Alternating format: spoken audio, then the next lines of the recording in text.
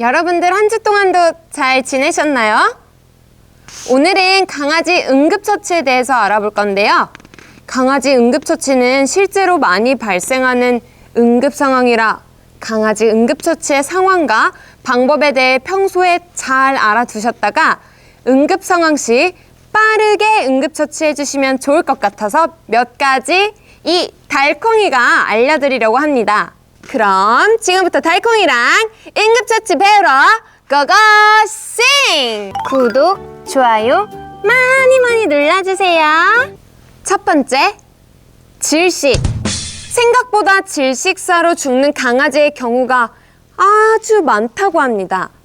강아지가 사료나 음식물을 먹다가 갑자기 캑캑거리거나 입을 벌리고 고통스러워한다면 기도폐쇄를 의심해야 한다고 하는데요. 질식으로 인한 강아지 응급처치로는 강아지가 음식을 먹다가 캑캑거린다면 조금 기다려주세요. 조금 기다려도 계속해서 캑캑거린다면 등을 뒤쪽에서 가볍게 툭툭 쳐주세요. 가볍게 쳤는데도 불구하고 이 캑캑거림이 멈추지 않는다면 뒤에 서서 양팔로 강아지의 허리를 감싸고 복부를 강하게 서너 번 정도 쓸어내려주세요. 음식물이 아닌 장난감이나 공 같은 물건을 삼켰다면 혀를 잡아 빼고 눈에 보이는 이물질을 제거해 이 기도를 확보해야 돼요. 캑캑거림이 계속되는 강아지가 의식을 잃었다면 신속하게 병원으로 데리고 가서 응급처치를 해야 하는데 소형견의 경우 뒷다리를 잡고 거꾸로 흔드는 게 가능하기 때문에 거꾸로 들어서 몸을 흔들어주면 되고요.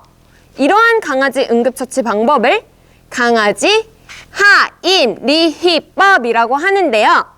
강아지 하임리히법은 소형견과 중대형견의 경우 응급처치 방법이 다르다고 해요. 중대형견의 경우 뒷다리만 잡고 몸이 앞쪽으로 기울어지게 한 다음 이물질을 뱉어내도록 도와주면 된다고 합니다. 유후! 두 번째, 화상.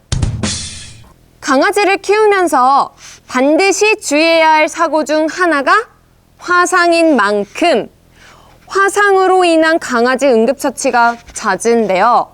강아지들은 피부 위에 털이 덮여있기 때문에 세심하게 주의를 기울이지 않으면 모르고 지나치는 경우가 생각보다 너무 많다고 해요. 직접적인 화상뿐만이 아니라 가볍게 생각하는 핫팩, 전기담요, 전기장판 등에 의해 간접적인 화상도 많이 일어난다고 합니다. 화상을 입었다고 판단이 되는 경우 간단하게 강아지 응급처치를 하고 바로 동물병원으로 데려가야 하는데요. 화상으로 인한 강아지 응급처치로는 흐르는 차가운 물에 이 대인 부분을 식혀주고 화상 부위를 물에 담그거나 차가운 팩으로 찜질해주는 것이 좋다고 하는데 갑작스럽게 차가워지기엔 체온 저하에 대비해 담요로 몸을 감싸서 병원으로 데려가면 된다고 합니다. 꼭 기억해주세요. 세 번째, 기절. 강아지는 3분에서 5분만 숨을 쉬지 않아도 이 뇌사에 빠질 수 있다고 합니다. 이러한 강아지에게 응급처치로 슉슉슉슉 인공호흡을 할 수 있다고 하는데요. 제일 먼저 입과 기도에 막힌 이물질이 있는지 없는지 확인 후 입 밖으로 혀를 뽑고 혀가 다치지 않게 강아지의 입을 조심히 닫아줍니다.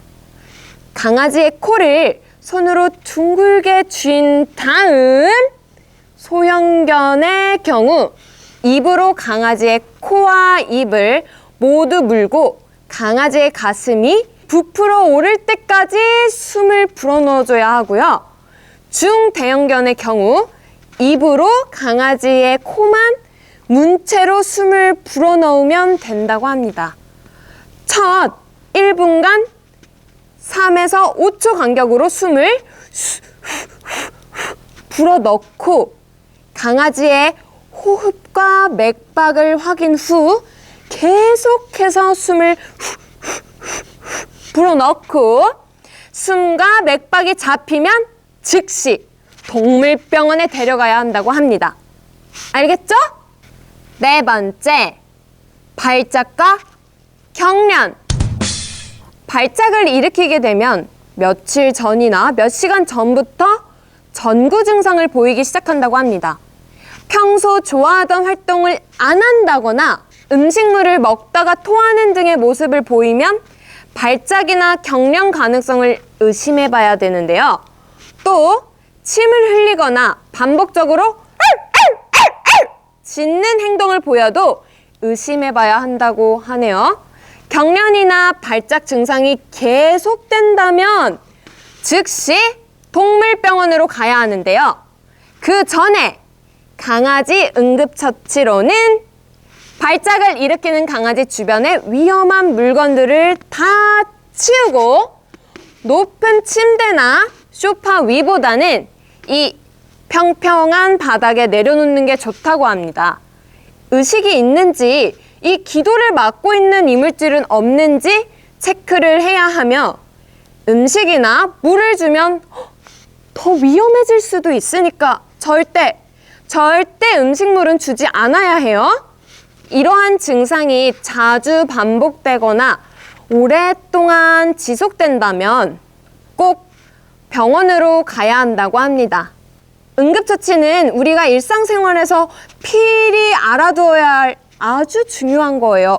그러니까 잊지 마시고 꼭 기억해 두셨다가 필요할 때 유용하게 사용하시면 너무너무 좋겠네요.